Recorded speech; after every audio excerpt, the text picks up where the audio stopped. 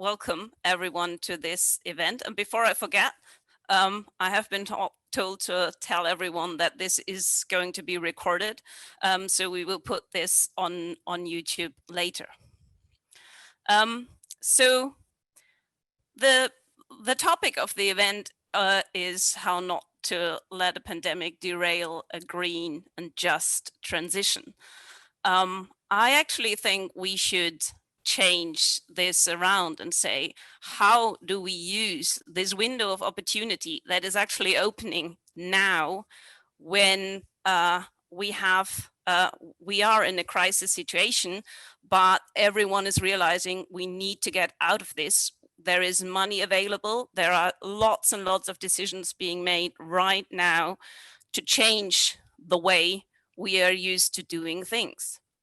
And 2020 has shown us, if nothing else, just how vulnerable we are as a society, as a global society, not just to a pandemic or to climate change, but in particular to combinations of these different kinds of risks that our societies are facing. And we've seen that we have wildfires, and some of them are being made more likely because of climate change. But to fight a fire is becoming suddenly increasingly more difficult if you can't evacuate people because you can't bring them in one place together. So everything becomes much harder as soon as one of the things that we know risks are existing happen at the same time. So what we really need to do is we need to improve our resilience to all these different kind of risks. And in some places, what we see happening is that crises are played against each other, and that one crisis is forgotten to fight the other. But as I said at the beginning, there is also a crisis means that change is happening, and it's happening very quickly. And I hope that the discussion today will be how we can use this window of opportunity and how we can really make use these decisions, or make the decisions that are being made now so that we will have a more resilient world altogether. That is really hard. And in order to do that, we need to be talking to each other in different parts of society and really understand each other's language.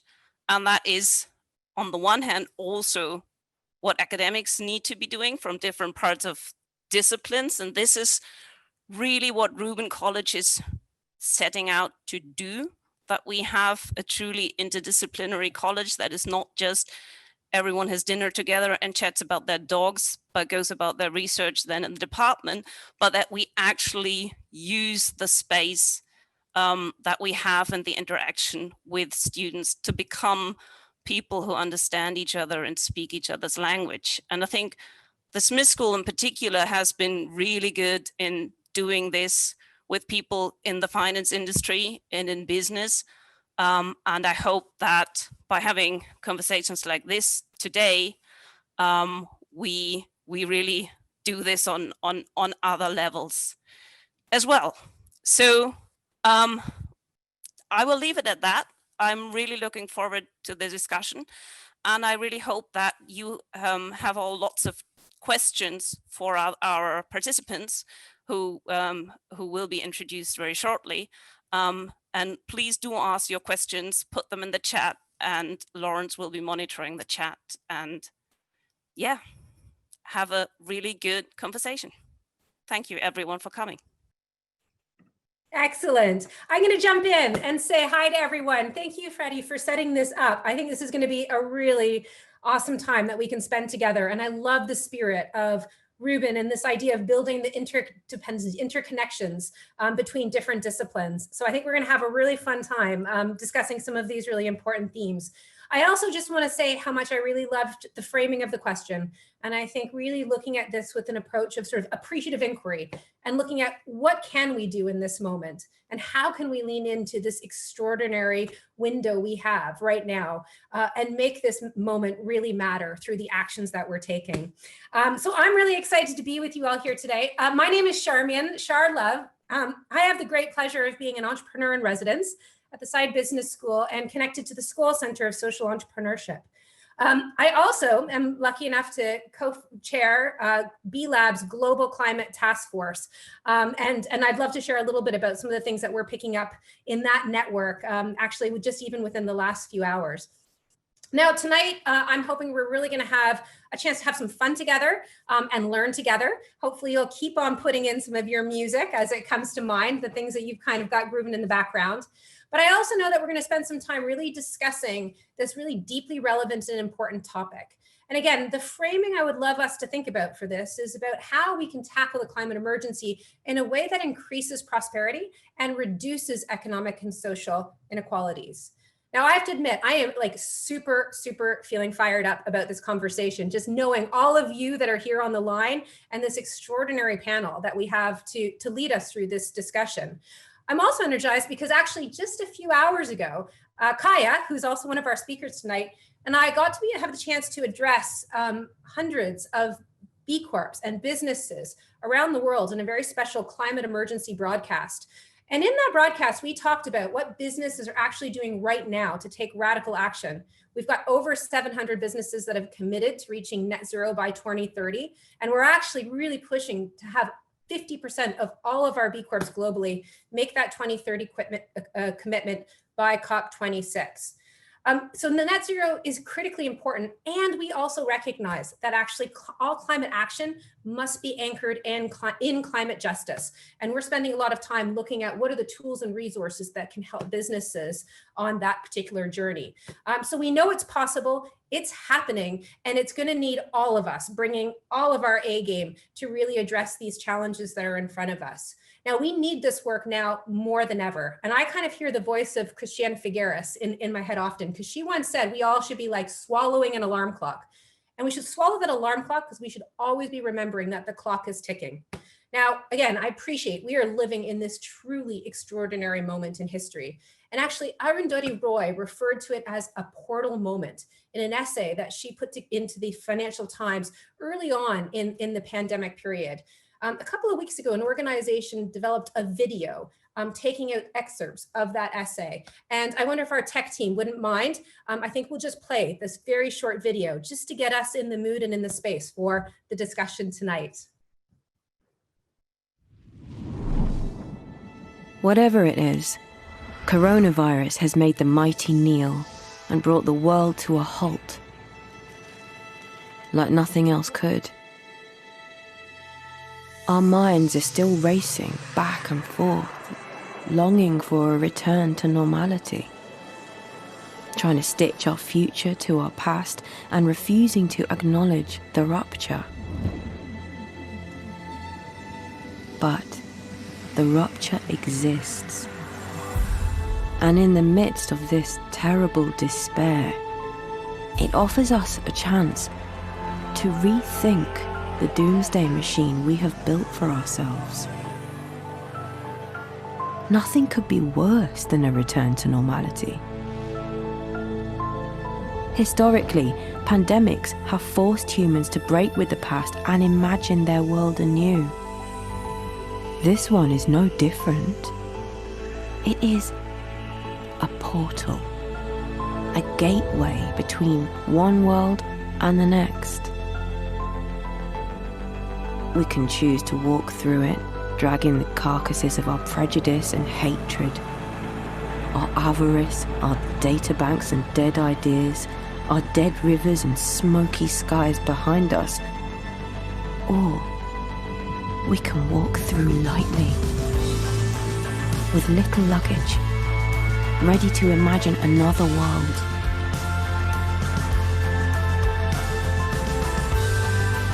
And ready to fight for it.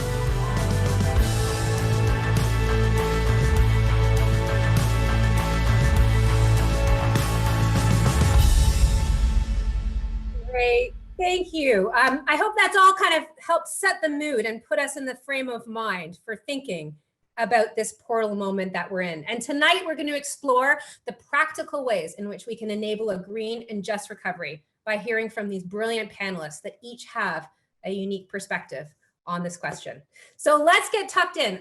What we're going to do is introduce each of our amazing panelists, and I'm going to introduce them one at a time. But what I'm going to ask each of them to do is, after I say their name, introduce their favorite song that they listen to. Some of them may have already put it into the chat. Again, so we can get to know you and sort of what sort of is moving you right now. And then I'm going to actually ask each panelist to also answer sort of our opening question for this evening. And that question is, how can we walk through this portal? What can we do to support a just and green recovery? I'd like to start by introducing Aruma Ote, the former treasurer of the World Bank and an executive in residence at the Side Business School.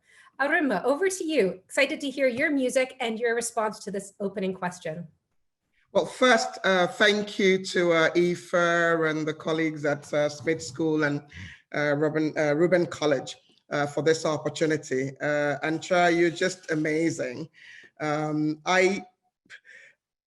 There is a song that comes to mind always, and I always marvel at how the lyrics always work. So for me, the themes around this time are a borderless world. Remember also those who are vulnerable. And so Shakira's Waka Waka is always something that comes to mind. I find that her lyrics always work. So I'm choosing You're a Good Soldier. You know it's serious. We're getting closer. When you fall, get up. Samina Mina, Zangalewa. This time is for Africa. This time is for society. This time is for the vulnerable. Thank you. Thank you. Thank you. Thank you so much. What a great song, Aruma. Maybe what we can do is, because well, I was going to add that, and Shakira, for those who don't know, is Colombian. And this was made popular at the World Cup, the 2010 World Cup in South Africa. And so that's why I talk about a borderless world. And what we're talking about today is really something that we can tackle if we think of the world as borderless. I love it. I feel like we're going to really have to have a playlist for this entire session that has some of this extraordinary music. Aruma, can I ask you to sort of reflect very briefly on the sort of opening question? I think what we'll do is because I feel like we're all in your place now that we know your music. So maybe we can pair that music with what your response is to this question about how can we walk through this portal? What do you think we can do to support a just and green recovery?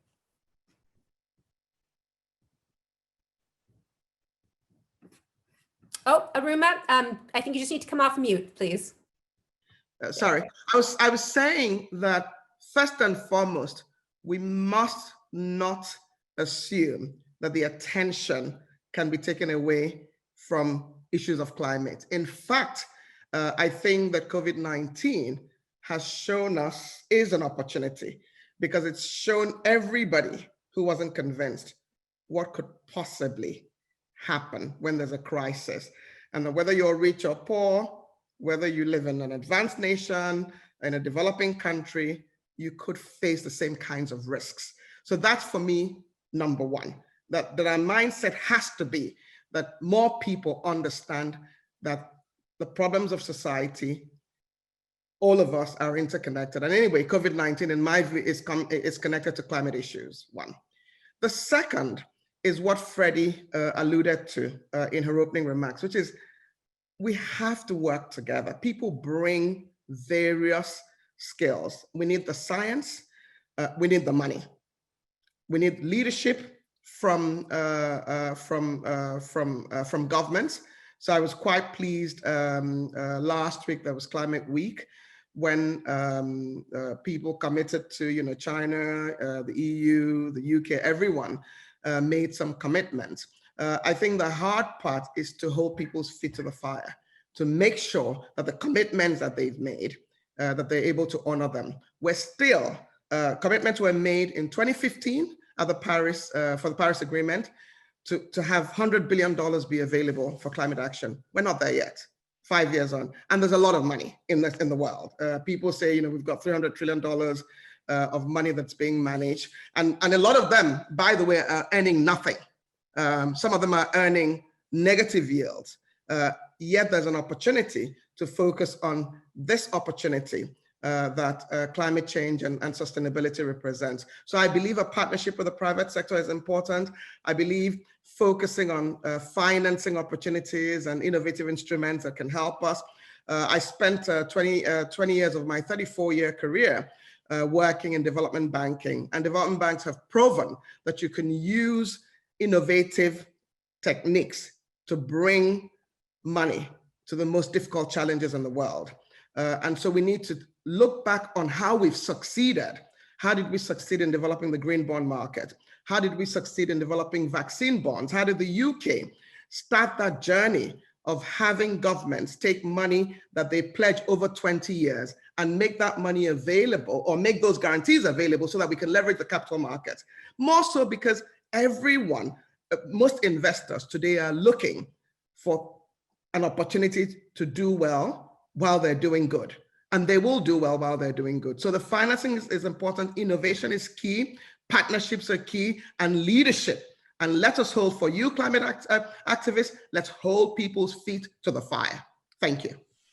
Excellent, Arima. Thank you so much for your points. I took away, I think, really important messages of always remembering that we all breathe the same air on this miraculous planet that we call home. So we are all connected. And I also like this idea of looking back to look forward and leading. So thank you for those reflections. I'm going to now turn it over to Kaya Axelson, who's the Net Zero Policy Engagement Fellow at the University of Oxford and the former Vice President of the Oxford Student Union. So Kaya, can you share with us what your favorite music is and respond to this question about how do you think we can walk through this portal? What can we do to support a just and green recovery? Absolutely. I'm a Rage Against the Machine fan, so I'm not sure if I'm allowed to quote the lyrics on here, but if you haven't seen the remix of Greta Thunberg's by Rage Against the Machine, I'm going to let you look that up for yourself. So I think that this pandemic is inherently so personal. The fact that we are seeing our loved ones get sick and it touches our lives in such a real and imminent way allows us to sort of overcome the distance bias that we have with climate change. But I think that the way that governments have truly organized proves the point that when we need to and when threats are imminent, we can leverage the capital and we can take the risks that we need to prevent further and much worse risks. So I think a few things that we need to ask of our governments right now are to make sure that bailouts are conditional.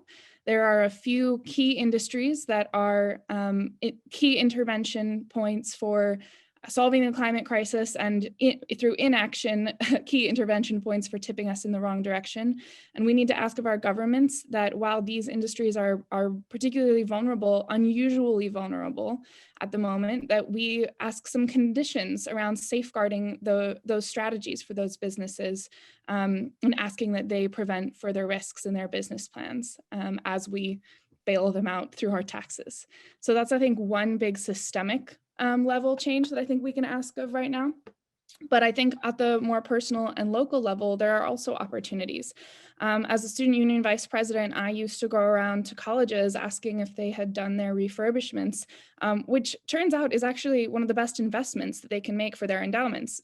Usually return on investments for their typical financial portfolios are anywhere between 5 and 15% if you're sort of lucky. And a good return on investment for energy refurbishment is sometimes 20%, but they'll often say things like, well, our buildings are used at all times, we have them for conferences, we couldn't possibly refurbish right now. Well, suddenly a lot of buildings are rather empty, and this is a really good time to be saying maybe this is a good moment for long-term planning. Also, people are changing their commuting options. They're walking and biking more. We could make this a long-term habit. People are asking to stay home more, and that's been normalized. So there are a lot of things that I think that we can be doing at the local level that seem a lot more possible and a lot more normal now that we've gone through such major shifts. And I think the last thing that I would say is that the young people are sort of they're the voice that is often questioning, but why? I mean, how many of you know young people or know very, very young people who, when you give them an answer, they follow up with a question, why? But why again? And it really, I think, forces us to think, well, what are the terms of engagement that we have sort of tacitly agreed? And I think the pandemic is like a young crisis asking us why. Why do we need to be acting in this way? Why are our practices so entrenched? And if we just put that lens on everything we do and sort of do an audit of our thinking in addition to our business practices and our policies, we can begin to leverage this crisis to prevent further crises. Brilliant. Kaya, thank you so much for your remarks. And I do think probably people are Googling what Greta Thunberg and Rage Against the Machine looks like. Terrible so if anyone does want to put it in the chat, I don't know. We'll see what the filters are like. But that is, I think we should just sort of recognize that I think is something example of a juxtaposition, right? Of where you get two things mixing together. But I also really took away from your points, again, this idea of almost, it's not either or, it's like both and, right? It's both. We need to be thinking about how we're operating individually, what we're doing, and locally, and there's a role for government. I mean, these are not things that are distinct from one another. They actually can be mutually reinforcing. So it's not about one or the other, it's all of those actions and all of those steps being taken together. I am also reminded of one of, I think, one of the frameworks that's used sometimes is the 5 whys. So whenever you've got a question, keep on asking yourself why 5 times to really get at the root. So thank you so much, Kaya, for your reflections. Next up, we're really pleased to welcome Leandro Baumgarten, who's a strategist and scientist at Zero Deforestation in Supply Chains. He's joining us from Brazil. So Leandro, welcome, and thank you for joining us. I would love to hear you introduce yourself with the music that you're listening to right now, as well as your reflections to this question that we're all sort of getting closer into, I think, through different reflections of how can we walk through this portal? What can we do to support a just and green recovery? So welcome, Leandro. Thank you for the opportunity to participate in this discussion about the song. Well, I have been here for the last 6 months with a 2- and a 4-year-old, 24/7. So I pretty much only have Brazilian child songs, so I probably don't know them. So, but I'm going to give you a very specific perspective from our work to tackle deforestation coming from agricultural production globally. But we're going to talk a lot about the Brazil specifically. We have been having a lot of progress lately about tackling deforestation, but the tide turned something like 2 or 3 years ago. And we can't say that the pandemic caused a lot of the setbacks that we have now, but it compounded over several other factors. So as you probably know, you have a wave of the regulation here, lax enforcement of the environmental laws. And that compounded with international issues like the trade war between China and America and the African swine fever that devastated the pork production in China, and that created a lot of demand for Brazilian products, and also caused a lot of pressure to create more deforestation. COVID had a synergistic effect on this. From one side, it took all the attention from the deforestation problem to the pandemic. Also made it much harder to enforce the law and to strengthen other measures to curb deforestation. And there was other indirect effects, like the recession that came with the pandemic floored our interest rates, and that caused a devaluation of our currency and made our exports even more valuable. And actually, people from the ag sector say that they are sustaining all the development in Brazil, which is not actually true. So it's creating a lot of pressure for more deforestation, and we are in a very grim situation, but it's not all dark. All the data, all the information that we have show that there is no real conflict between agricultural production and in a way food security and environmental protection. And one of the things that came from all these things that you're seeing in the media, the increase in the deforestation and the fires, create a lot of maybe a unique situation where we have companies more and more pleading commitment to remove deforestation from their supply chains. They are more vocal on the issue. We are even seeing cracks in the narrative from the agribusiness sector in Brazil, and trying to set apart the good part of the business with the people that are really creating deforestation and doing illegal deforestation. So in a way, I'm optimistic. I think that on the other side of this, we are going to get better than we were before. Wonderful. Thank you for your comments. I have to admit, when you said you had a young kids at home and were thinking of a song, I had this moment where I was like, he's going to say Baby Shark. And then, of course, Baby Shark started playing in my head, and now it's probably playing in everybody's head. So apologies for those that I've brought that into the space when you didn't do that. But I also just want to give a shout out that actually you've got some fans of some of the artwork behind you. So in the chat, someone's just sort of mentioned how much they're enjoying your office artwork. That's one of the things which I think is great, when we can see families and life happening around us. The one point I just want to reflect on again in the spirit of this portal question is really what you were talking about, and that there's pressures, but that you see light. And actually you ended with this sense of optimism. So I think that's a really important message for us all to hold as we go deeper into this conversation this evening. So thank you, Leandro. Last but certainly not least, I'd like to welcome Katherine Bryan, who's a trustee at Synchronicity Earth. Katherine, welcome. So I'd love to hear about your music, as well as your response to this question. How can we walk through this portal, and what can we do to support a just and green recovery? Hello, thank you so much for that introduction. Gosh, well, I'm going to go on a little bit of a different tangent on music, in terms of I've picked a piece of music that always, when I listen to it, it just takes me to the natural world, which is, I know, where I often feel at my best. And that's Vaughan Williams' Oboe Concerto, which is just the most immersive piece of music. It's fabulous. If I'm just looking for pure uplifting, sort of a bit of zest, I'm going to show my age here and say it has to be the Communards and You Are My World. And that is a sort of 1980s disco, techno pop, incredibly uplifting. And in some ways, actually, I feel there are sort of comparisons with the 1980s now. There were deep schisms in society at that point. So yeah, if you haven't heard that, go and listen to it.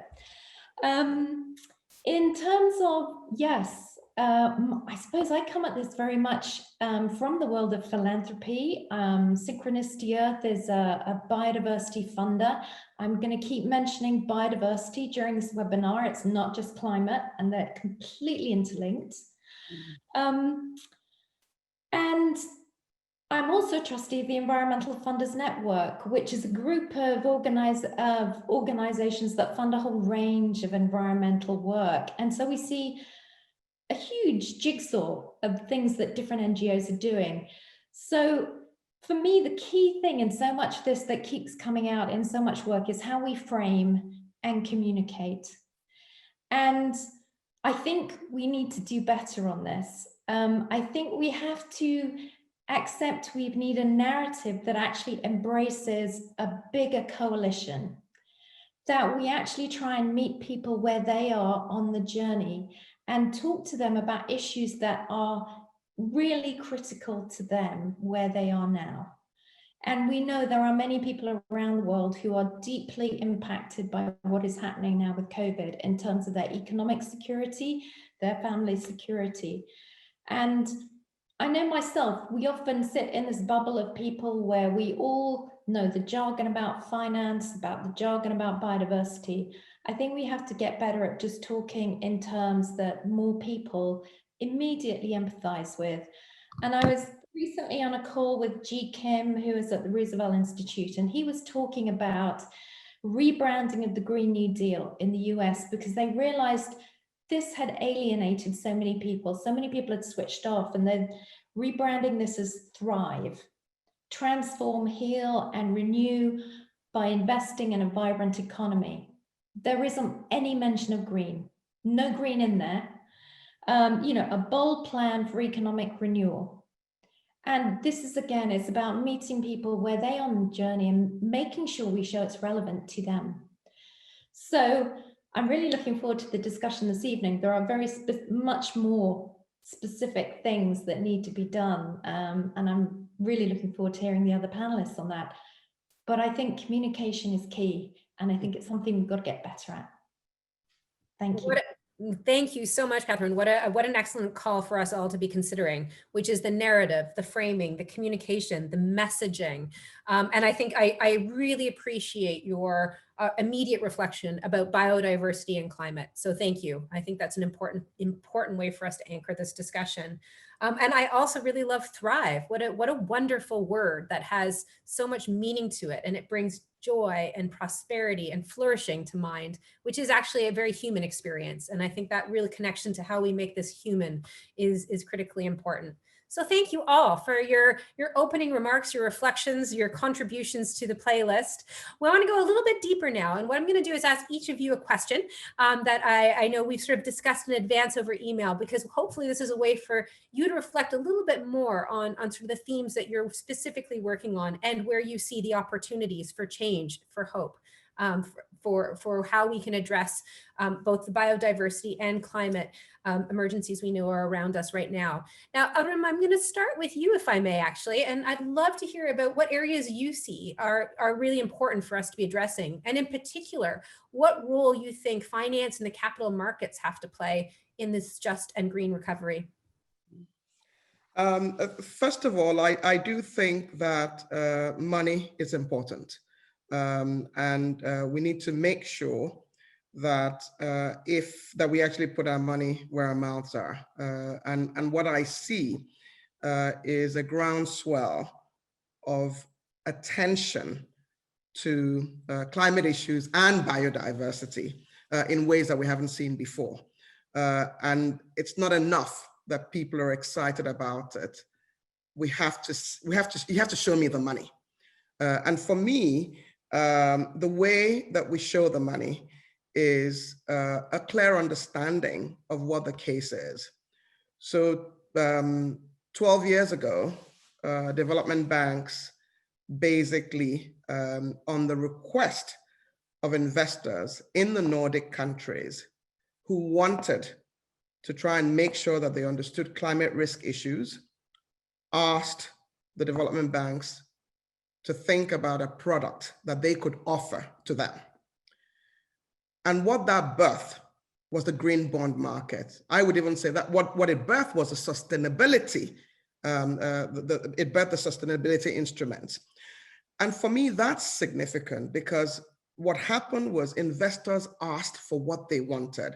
They wanted to make reasonable returns, but they also asked for a product that met their philosophical needs. What then happened? The development banks went, looked at how they could create this market. Today, for development banks, there is no difference between how much you pay for a plain vanilla bond or for a green bond, because people understand that the risk issues are the same. If you take a risk on an entity, the climate issues, the biodiversity issues are extremely important.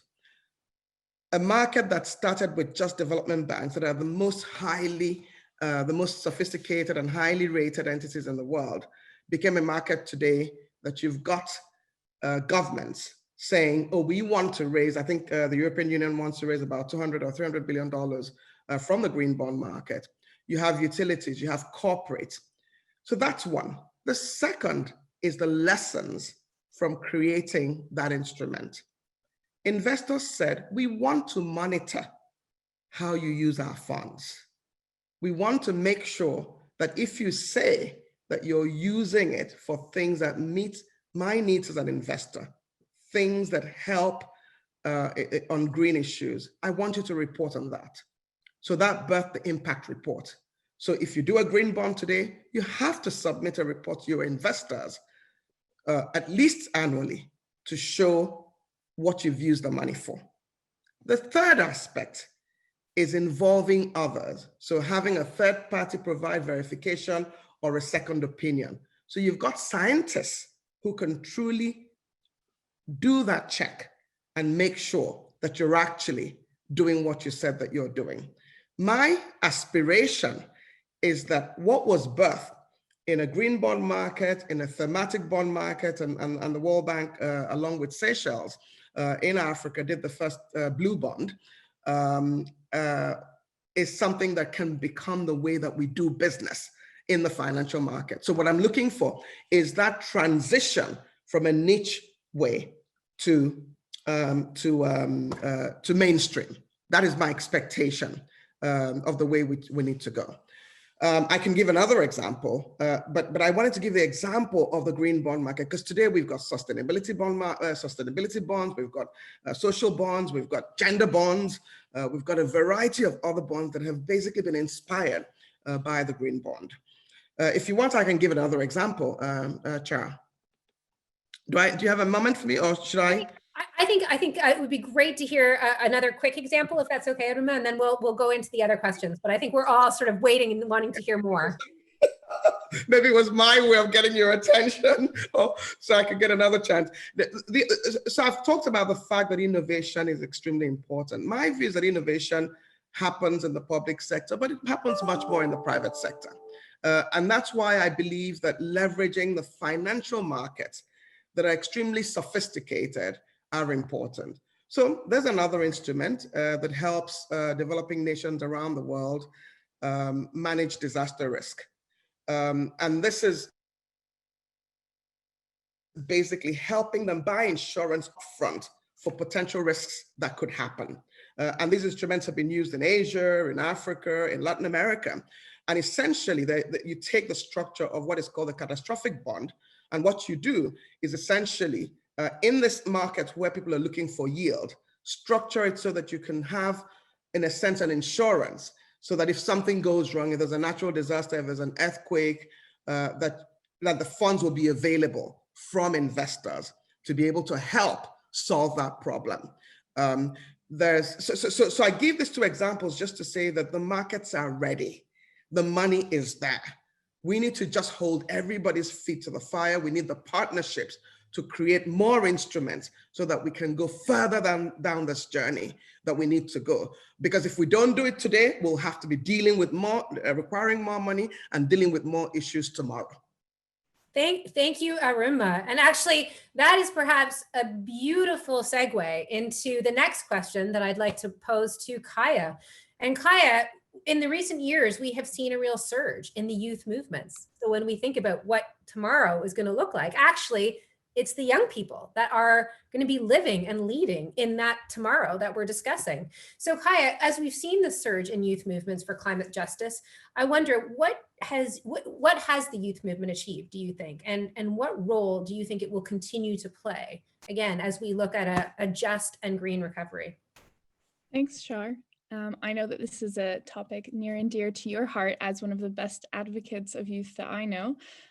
So I'll let the experts here confirm or debate this, but I think it could be argued that the mass advent of the global climate youth movement has proven itself to be a sensitive intervention point in helping to shift the Overton window on both government and non-state actor climate ambition.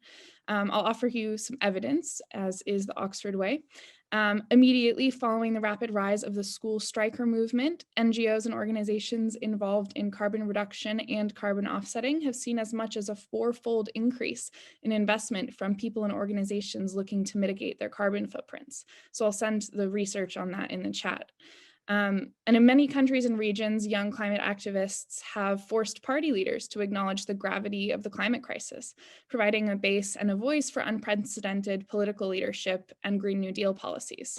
Some examples here are the UK's new net zero target that may be in part a result of this youth push, in addition to some great inside work from some people I'm proud to say that we have working with us at Oxford now. And in the US, during the Democratic primary, while 4 years ago, the climate change barely got honorable mention during debates, this round of candidates were debating not over whether or not the other had a better climate policy, but how many trillions to put into their climate plan. Was 5 trillion enough? No, 16 trillion was the winner in that debate. These events have demonstrated the power of youth voice in reframing climate ambition and driving systemic change. And in my own work at Oxford, it was truly the youth climate movement and the climate assembly that we held that filled the Sheldonian Theater. 750 students stormed the place where they would normally do their commencement and their graduation. And they all kind of gave their input into the climate plan that Oxford needed to bring forth. And so many of them were so conscious and so critical. Like someone mentioned earlier, it's not just about the climate, it's about biodiversity. Youth were really, really committed to that. Youth talked about climate justice. Youth were intersectional in their approach. And what we've achieved is a climate plan that is far more ambitious than I could have dreamed of coming into the role as Student Union Vice President. So when people told me I was going to take on that role, they told me I better get prepared for, I should manage my expectations, I should get used to a lot of no's, and I should be used to being the most radical person in the room. And what I actually found was that the youth had already gotten to a lot of our administrators and leaders in Oxford, and they were like, well, this isn't far enough. My children say that this isn't far enough. We need to do more. And so I think that shows two things. That shows that young people and the fairness argument. I think a lot of emotional appeals in climate change don't work, but I think fairness is one that really does appeal. Actually, Cameron Hepburn taught me that. And I think this also shows that people are listening. The adults in the room, they're listening. And maybe, I hope that's not just at Oxford. I think that the government action we're seeing worldwide shows it's not. So thanks. Thank you so much, Kaya. I think these closing points around fairness and people are listening are really important for us all to know and remember as we think through what are the actions that need to happen. I also just want to give a little plug to you, Kaya, because you're actually working on a pretty extraordinary set of convenings that are going to be happening during the November dialogues, which are called Youth Setting the Agenda. And so it really is a way to bring young people's voices quite directly into the conversations with leaders that are making these discussions and really encouraging this intergenerational dialogue. So I'm going to give a little plug and say if anyone's interested in more on that, to definitely stay tuned to the work that Kaya and the colleagues are working on in this particular area. So thank you, Kaya. Katherine, the next question is for you. And this question is, do we need to rethink our economic priorities to facilitate a green transition? And how should this be incentivized? And I think sort of in particular, sort of an interest in, how can we finance a just and green transition? I think very much building on some of the things that we've already heard from Arunma. So Katherine, we'd love to hear your reflections. Yeah, no, it was lovely to hear Arunma talking about the innovations that have been made specifically around green bond market sustainable financing. I've had a really interesting few months because I've been doing some work with Share Action, who are an NGO who campaign for sustainable investment. They already have a stream of work on human rights, on climate, and are now developing one on biodiversity. And of course, the nice thing is these three things are so interlinked, as we all know. And in doing that, I suppose we were looking at what are the hurdles that we need to cross to actually get this from, as Arunma said, from a niche piece to the mainstream way that we all work. And I suppose for me, there are sort of three key steps. One is about the deep cultural change, both at organizational and individual levels, about how we view the world. That's a long-term thing that we all need to work at. Then there's how do we understand what impact companies and financial institutions are currently having, and then how can we actually see that that's changing? That as we bring in new policies, etc., or new ways of working, the changes we want to see are actually happening. And then what are the key sort of carrots and sticks that actually push that change? Because without government level taxation and subsidy, it is going to be very hard to drive the change at the rate we want to see it. So in terms of the cultural change, I mean, I think I touched on that in terms of the way we communicate and talk about this and bring that bigger coalition together, where green sustainable is not niche, it's how we all think, because it's relevant to all of us. And again, it was lovely to hear from Kaya, you know, there's a generation that are moving, that have this already on board. But clearly government's very important too. So we've got a lot of stuff going on at the moment. This was supposed to be the big policy year. It's now going to be next year. But we've still got, we're going to hear from the Dasgupta review, hopefully later this year or early next year, on the economics of biodiversity. We've got COP15 next year in terms of the Convention on Biological Diversity, and COP16 on climate change. We have actually that extra period of time to push hard on governments to deliver more at those meetings. For me, from a funding perspective, I'm concerned at this point because many of the NGOs who are part of those campaigns, their income has fallen. So COVID has meant that for many of them, fundraising is harder. And so many of them do not have the resources they would expect to have to be able to do that.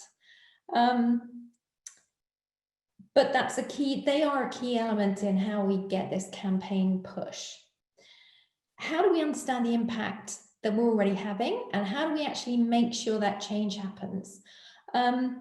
We can see on climate, more companies have to report now on their climate footprint. In biodiversity, we're going through that whole process now about what does a biodiversity footprint look like?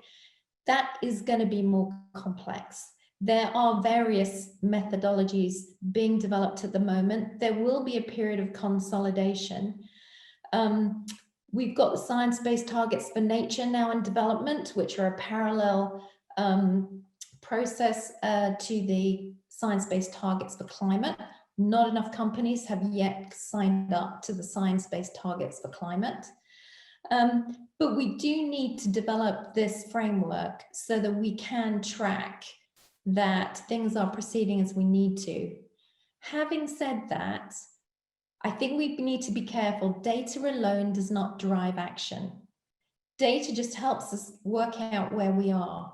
So what are the key things that really need to drive action? Well, we've seen, I suppose, one or two sort of governments taking a bit of a lead on this. So the French government introduced regulation to actually require the finance sector to report on biodiversity impacts. That has driven innovation in the French finance sector.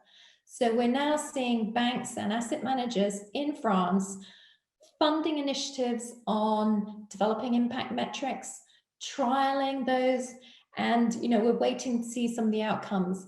But we can see that good government policy drives change. Similarly, in the Netherlands, the Dutch National Bank produced a great report earlier this year about the impact of the Dutch finance sector on biodiversity. So, for example, there's a dependency on the Dutch finance sector of 28 billion on pollinating services. So we now know what the exposure of that finance sector is to our insect life, which we know is reducing rapidly. And again, within the Dutch finance sector, there has been a bit more innovation around biodiversity impacts. So we know that policy is key, but then we also need to think about taxation and subsidies. Because one of the key things which came out of the convenings that Share Action did within the finance sector on biodiversity was, why is this still staying as quite a niche issue? It's a sustainable investment issue rather than across all portfolios and businesses. And they kept coming back with, there isn't enough of a financial impact for all businesses to feel this is high up their priority list. And so what are the key things we need to incentivize? Well, I think we all know there is enough data for us to know what the sectors are that are driving the greatest change that we need to address. So agriculture is top of the list. We know that Infrastructure, built environment has big impacts. We know that energy and extractives have big impacts. We know that those are some of the key sectors we need to address. And it's been really encouraging to see the UK government now doing a consultation on due diligence on products that have deforestation risk. And again, we need to make sure enough people feed into that so that that's good regulation when it comes in. But basically, we need to actually have something that really drives the revenue streams for protecting forests, for protecting wetlands, for protecting large-scale landscapes where indigenous peoples live. And so we need to have proper payment for ecosystem services systems. We need to have expansion of what has worked in terms of carbon cap and floor and caps. We need to have this extended to other parts of nature, not just carbon emissions. If we want forests to stay where they are, there has to be some revenue attached to the benefits for those people that keep it in place, and also penalties for those that endanger it. But for me, one of the key things on biodiversity, which we've learned from climate, is that in climate, I think we know pretty well the pathway we're trying to get to for different sectors. We've chunked out, renewable energy, improvements in transport, improvements in food. We're not yet there on biodiversity. We don't know, what does the textile sector look like if we're not going to drive any more deforestation? What does that mean for viscose production? What does it mean for cotton production? We don't really know what that pathway looks like. Similarly, what does that mean for the circular economy? If we're really going to address consumption and waste, if we're really going to design from the first principles to recycle, how do we incentivize that through subsidy and taxation? And I think some of these key pathways really still need to be developed so that the financial mechanisms are around them to drive much faster change. I'm going to pause right there if that's okay, because I want to make sure we have time for another round of questions. But you've picked up on a few things, Katherine, that I know are part of the questions that are starting to come in through our channels. So I don't mean to interrupt you. I do want to make sure we have time for Leandro's question. And then because I know there's going to be some chances to come back to some of these points that you're making. So thank you so much, Katherine. I do want to turn it to Leandro, to you, because I think what we're at this point, and actually really building on what some of the things that Katherine has shared, is around this idea of leadership and what does leadership look like. So I wondered if you could reflect just from the positions where you're in right now in Brazil and the incredible work that you're doing, what form of leadership is really required to drive the kind of change that we know we need? It's a very broad question, and we can discuss this for hours, but I'm going to be very short. And I think that to talk about two perspectives. One is about political leadership, and the other is about business leadership. So in the political leadership, I think that we need to have a more, how can I say that, a leadership to all people. So a lot of the governments that are doing bad in the management of the pandemic are governments that are elected and are governing for specific groups of people. They are not. They think that they are elected to address issues from just their voters, not from the entire population of their countries.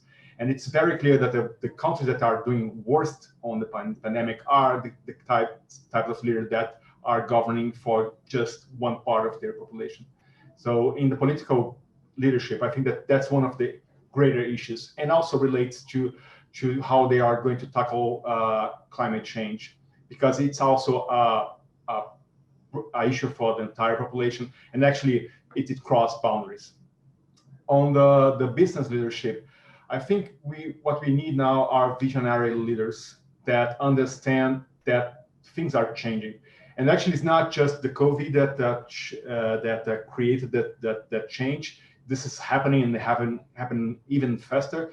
But the COVID put that make it evident that the changes is coming very fast, and the business that are going to survive and going to thrive in this new scenario, domestic and international, they're going to change, and they're going to need to change their practice.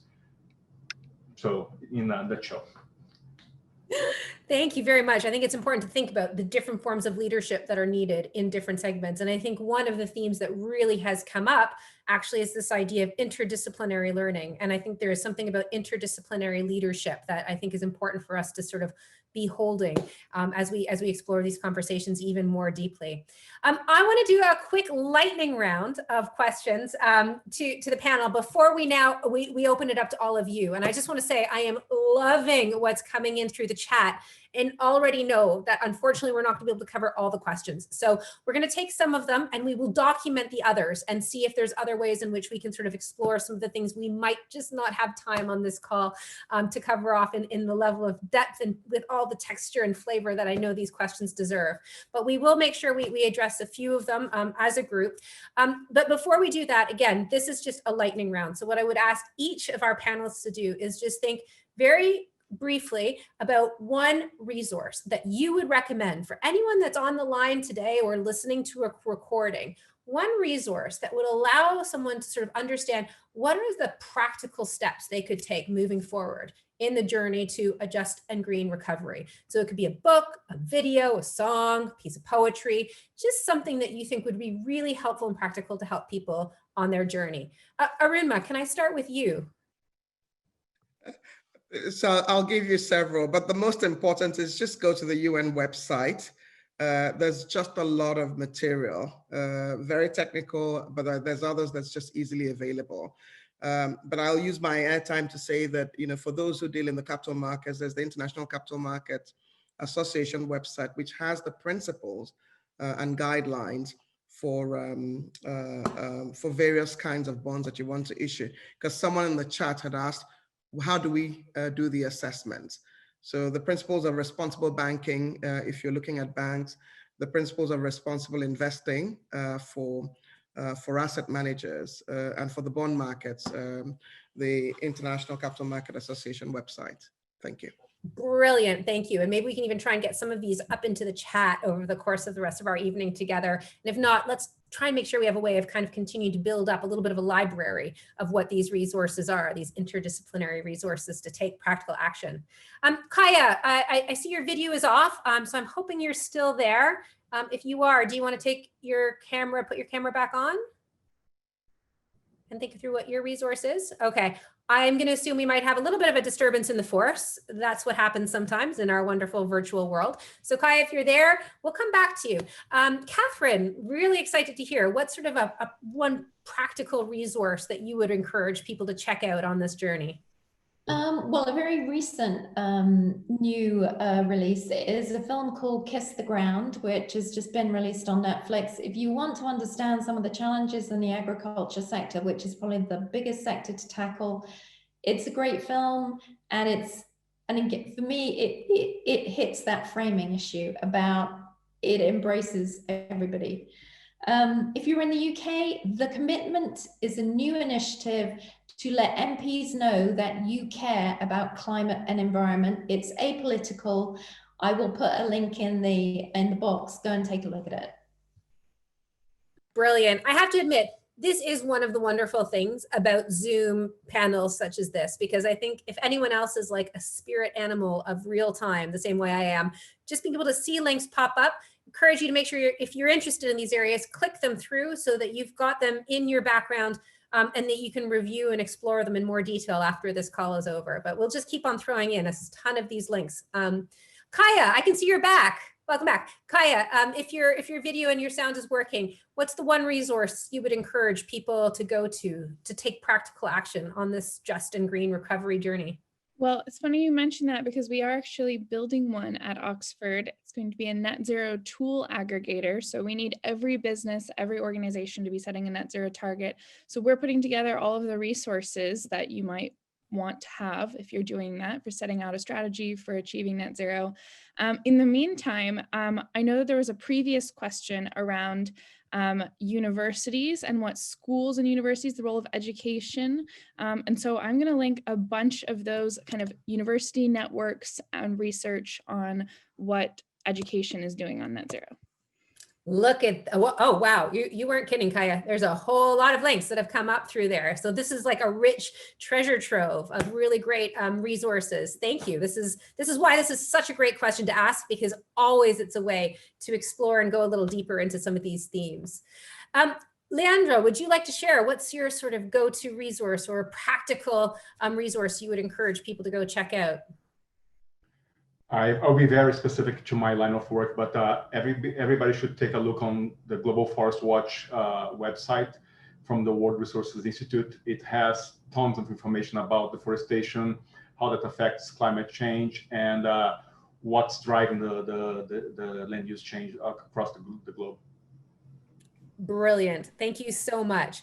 And I'm going to take sort of moderator's privilege, because I want to share with you a quote actually that someone shared with me. It was Nigel Topping, who is the high-level climate champion for the COP26 process. And he said that we should all be guided by the science and inspired and moved by poetry. So as we think about what are the resources, I think there's a lot of data. There's a lot of really important information and visualization and articles and blogs, and all of those things are super important. But Katherine, kind of channeling some of what you've been sharing this evening, this idea of, you know, the narrative and the story and the culture and the feelings. I certainly am finding I'm reading a lot more poetry than I ever have before. And I'll share with you a line just from some poetry that's really struck me recently. It's actually something that we share a lot in our family. And it's a line that goes, "Two things stand like stone: kindness in another's trouble and courage in your own." So again, I would encourage you all to find those ways to be, again, deeply guided and anchored in the science and inspired and moved by the poetry. At this stage in the evening, we have about 15 minutes now to do some questions that you've all been sending in. And again, I know we're only going to just scratch the very surface of some of these actually very deep, very thoughtful questions. And this is a tough job, because I'm going to try and figure out through the chat and through a whole bunch of other sources which are the right questions to start with. So I'm only doing this based on what seems to be popping up.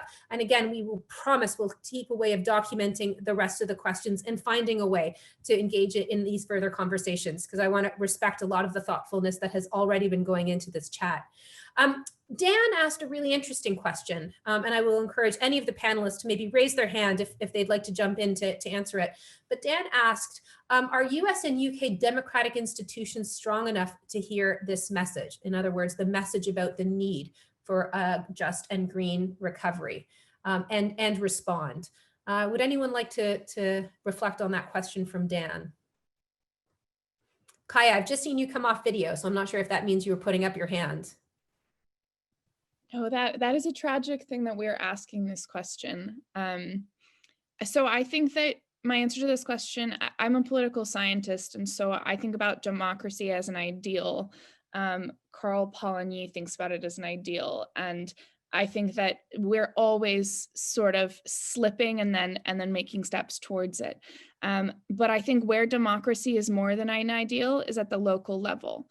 And I think that while we absolutely need to push governments, democracies or not, I mean, I think we shouldn't, in this question is an assumption that the only change on climate change happens through a democratic government. And as we saw with China very recently, we have a net zero target from one of the largest emitters in the world that is ardently not a democracy, and in fact, an active and recent opponent of democracy. So I think we should decouple those two things, because we don't have time to assume that we have to get to democracy all over the world before we get to climate change, whether that might bring about many other co-benefits as it would.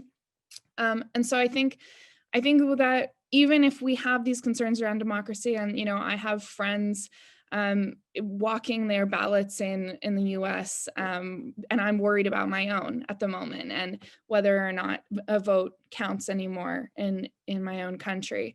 But I think that there are also critical junctures in these times of high political tension that allow us to get closer to our local communities and to make climate action happen from the ground up. And someone just recently posted this example of Kiss the Ground as a recent film that shows the power of small scale agriculture. That's an example of democracy, in my opinion, when farmers sort of take these practices into their own hands. They are acting on their practice. They're acting on the ideals that we have as a society. And I think that we should broaden our vision of democracy. Great answer to a really thoughtful question. So thank you, Kaya. Leandro, Katherine, Aruma, would any of you like to answer or reflect on Dan's question here? Yeah, I was just going to add, I heard some research last week that was being done amongst constituencies, which we talk about in the UK as being the red wall. So those constituencies that switched at the last election from Labour to Conservative voters. And it was around deregulation on the environment. We're obviously at the moment going through the process where EU regulation will cease to be to exist in UK law at the end of this year, in terms of it won't. We're introducing UK legislation to take over. At the moment, there are lots of concerns about actual watering down of that regulation so that protections are reduced. And the research showed that many of these voters did not associate Brexit with reduced regulation. In fact, they are not supportive of loosening regulation, and particularly with respect to food standards. They felt food standards were really important and really didn't want to see that reduced. And so I think for me, it's also interesting to do some of this research to show where people we think may have very different opinions to us actually often hold very similar opinions in many spaces, and actually building on that, building on where we have those common agreements that we're not all completely diverse. We actually have lots of overlaps in agreement. So research like that is really helpful. I'm really looking forward to looking into that research. It actually reminds me of the art project that was done by Grayson Perry, looking at different people's reactions to Brexit. And he crowdsourced from the UK population the images of what it means to be British from those on both sides. And actually what he created on the other side of it were two of his sort of urns. But actually what was powerful is actually what it means to be British was quite similar in terms of what those images are and what people reflected. So again, I think this idea of understanding differences, appreciating them, and also recognizing what we also have in common and is an important message. And again, Katherine, I feel like I'm really channeling some of your energy around the importance of art and culture and message and how we communicate as being really critical in this process. Great, Arunma, Leandro, before we move into the next question, would either of you like to make a comment? No, okay. I'm seeing it's good. Well, we got some more questions coming through here. So Mariana actually wants to know what the panelists think about the role of cities throughout the transition and how current situation might impact the future of urban planning and public spaces. Would anyone like to approach this question about cities and planning and public spaces?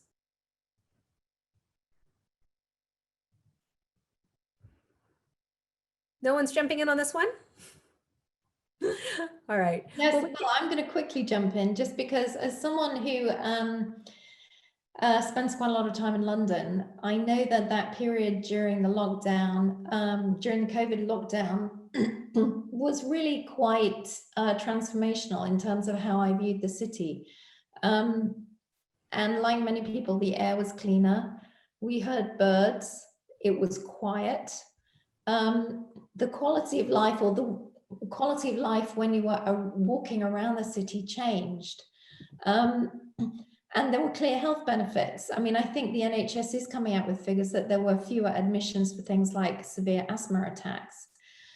So I think we got a glimpse of the future of what cities could look like in terms of cleaner air, quieter because we have electric transportation systems, that actually there are massive benefits. The future, the greener future actually looks so much better from a whole well-being perspective. That actually, that daily bombardment of noise and pollution has huge impacts for all of us. And green space matters. I think all of us realized that getting into green spaces, whether we lived right in the countryside or in the center of a city, a local park, however big, was really important.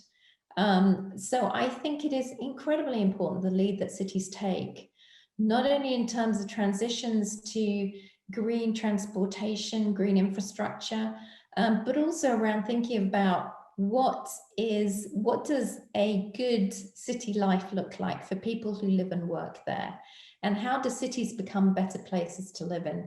And I think, you know, access to nature is just so important.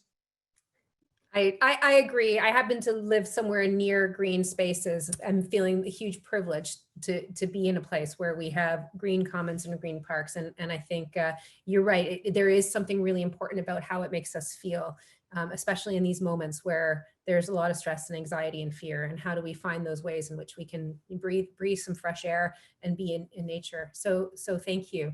I think there's another interesting question that has come up here. And apologies, I'm not quite sure who it's come from, but the question has been that the commitments to become net zero doubled in the last year at a country and company level. The private sector in most cases is leading the transformation. However, as Reuben mentioned, it's crucial for governments to have a plan to implement their commitments.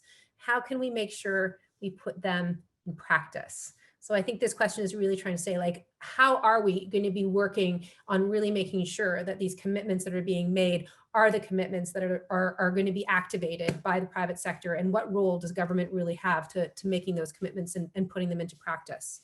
Reuben, I can see you nodding your head. I don't want to put you on the spot, but I wonder if you have any reactions to this question. No, I was just going to say that there is a related question in the chat around what about developing countries? That this has always been a question that people ask, given you know, some of the issues around them being further behind on the poverty journey, and whether you can do both. And of course, my answer is that, you know, the journey to net zero and the journey on being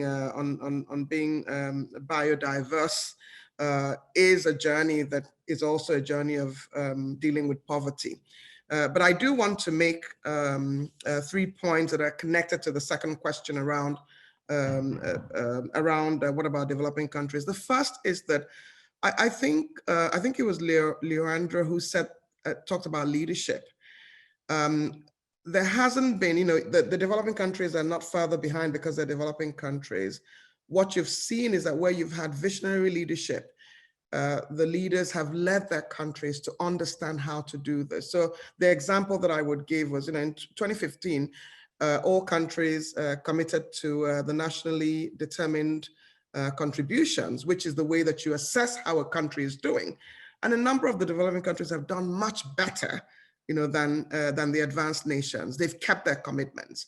Of course, US was the outlier because they had made a commitment, and then with a change in leadership, they changed their minds. But some of the issues I want to talk about are some of the climate-friendly countries, like some of the European countries, who had committed to not focus on coal and reneged on that commitment. So the issues are around that, you know, with the young people leading this activism, I think they need to hold their leaders truly, hold their feet to the fire. And there's no difference in terms of the commitment based on whether you're a developing country or a non-developing country. The second point that I'd like to make is that the regional perspectives, and I think, Shine, in one of the comments you had, questions you'd asked us preparing for this, are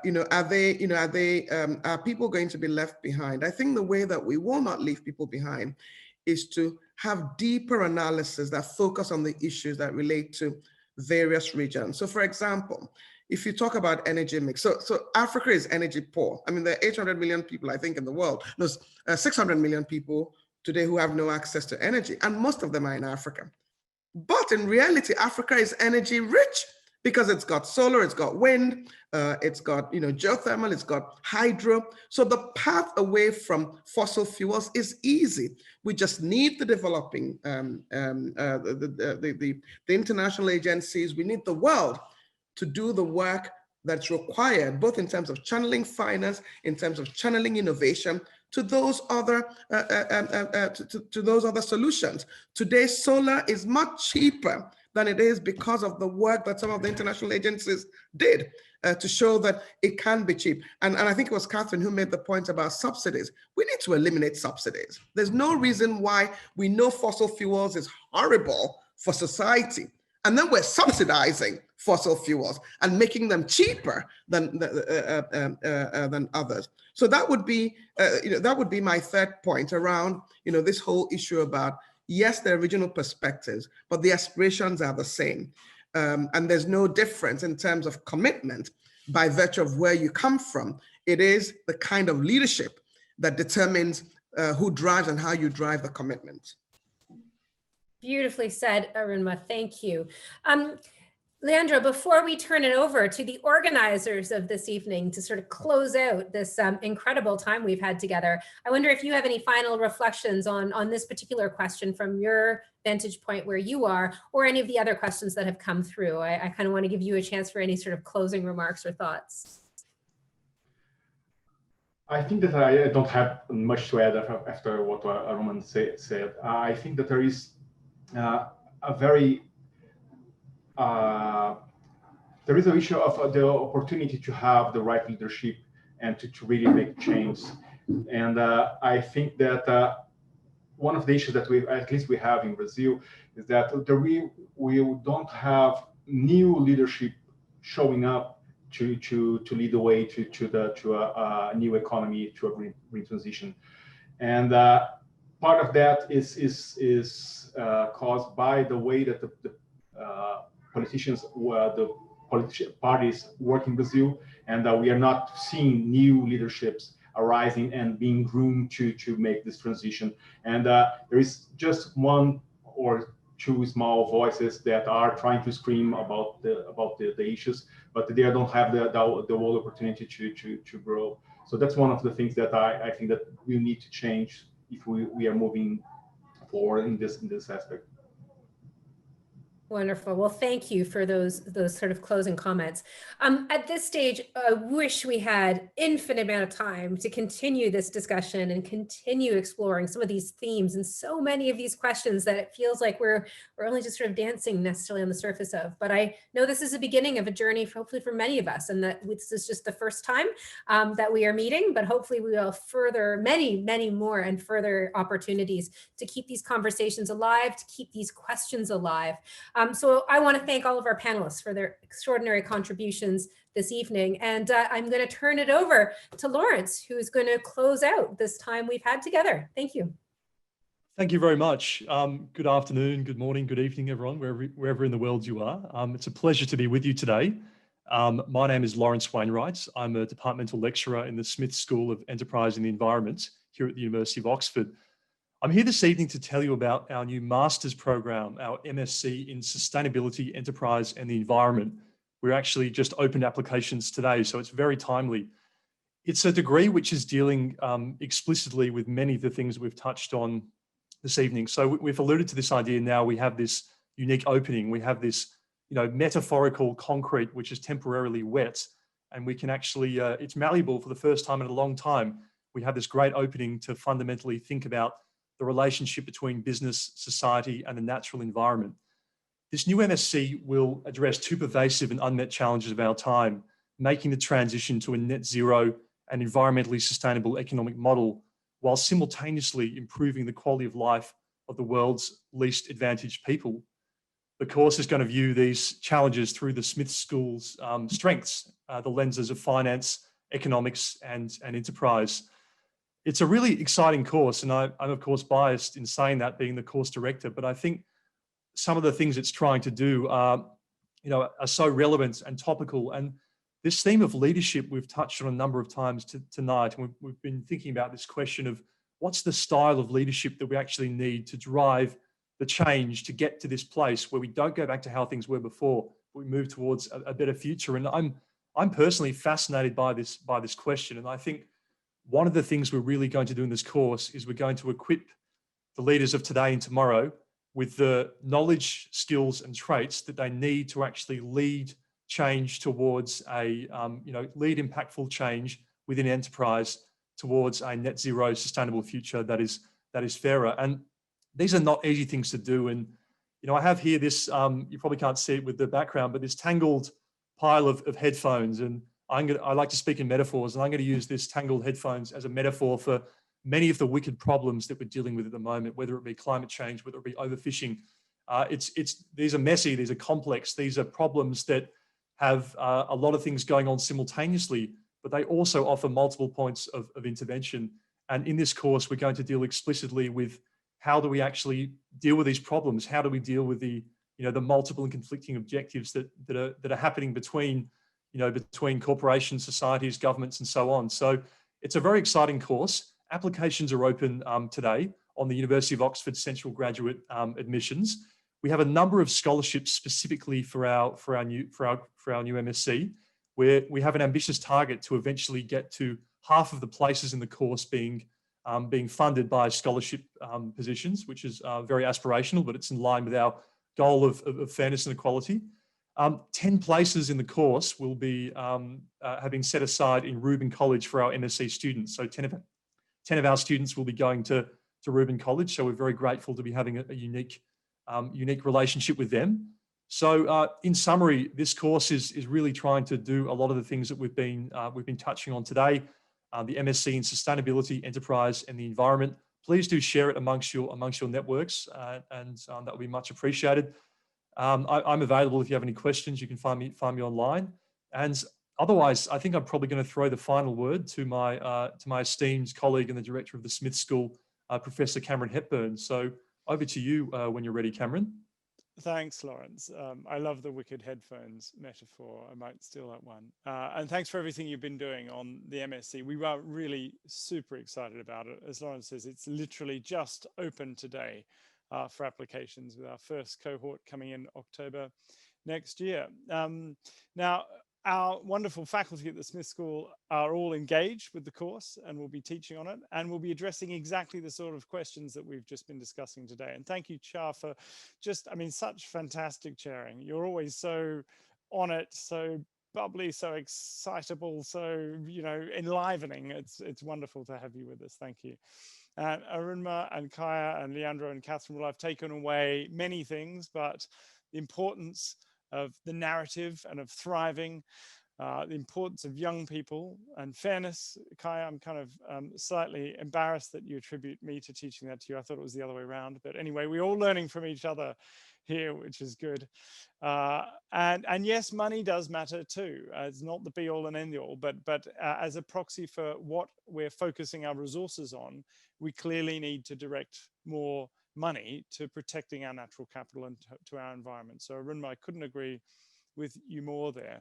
And at the Smith School, our mission is to use our rigorous research, our transformative teaching, and our engagement with enterprise to deliver on net zero and sustainable development. We're all kind of living this mission on a daily basis. There's a lot that's come up in discussion, including on the chat, that just is all kind of classic Smith School. The Dasgupta Review, Katherine, you mentioned it. We're advising fairly heavily there. I'm on the advisory panel, but the whole team are engaging.